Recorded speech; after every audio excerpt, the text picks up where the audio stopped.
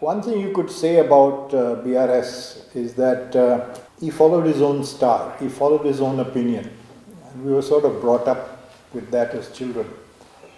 I mean, he did not follow what other economists were saying unless it met the test of his own understanding.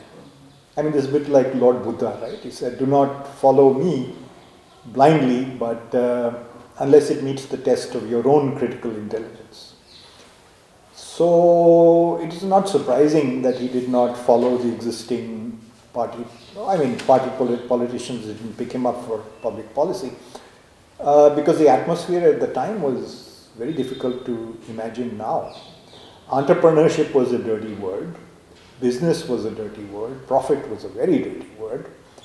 And the concept of a market was simply not there. The concept of competition and a market.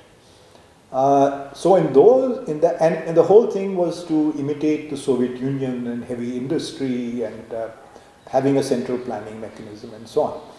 And one of the things my father used to say is that he didn't have much respect for the Indian well-known economists who were what he called economic lawyers.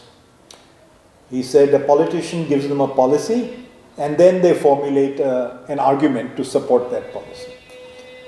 So his early ideas was India is poor, India is unemployed, India needs employment.